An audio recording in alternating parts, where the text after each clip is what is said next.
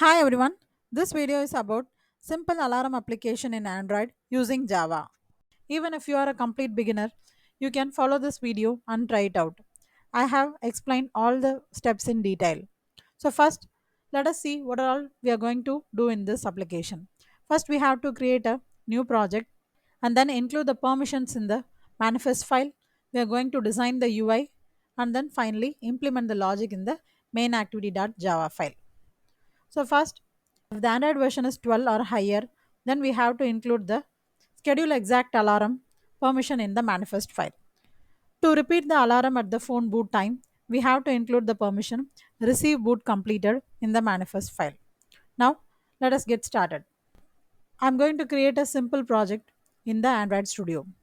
So first, I'm going to create an empty views activity and then I'm going to give it an application name and select the build configuration language as Java and then click finish. Once it is created, we can see all the design and the Java files inside the source folder. Now in the manifest file, we are going to include the set exact alarm permission and then now coming to the activity underscore main.xml file in the resource folder. Here we can see we have the constraint layout. So I'm going to change that to linear layout and set the orientation to vertical so that our widgets will be placed one below the other. Now here we do not want any text view, so I'm just going to remove that and include a time picker and then a toggle button. So first for the time picker I'm going to include the ID property, width and height and then the gravity.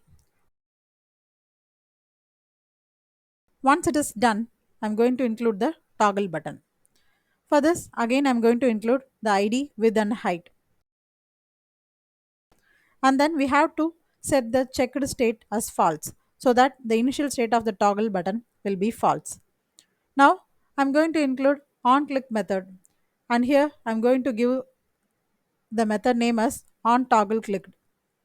So here once we give this, we can see the method generated in the main activity.java file. This method is deprecated. While handling the main activity file, we will see the alternate way. Now, that's all in the XML file. Now let us move to the Java file. So in the main activity, I am going to declare variables for the toggle button as well as the time picker.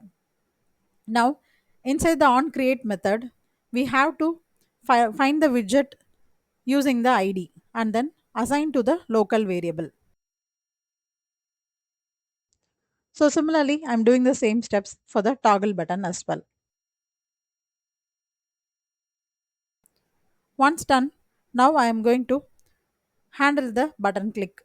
So instead of using the generated method, here I am going to use the set on click listener method. So now inside this on click, we are going to check whether the button is checked or not. That is, it is on or off.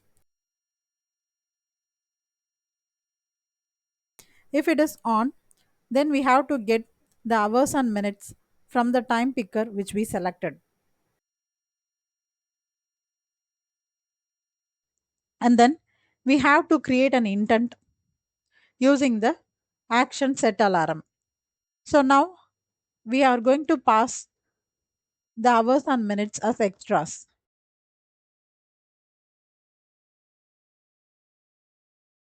And then we start the activity using the start activity method and then pass the intent.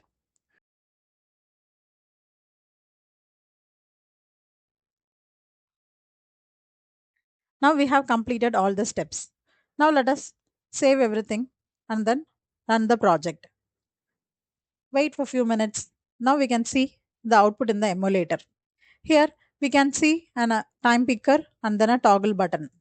Toggle button which has the initial status off.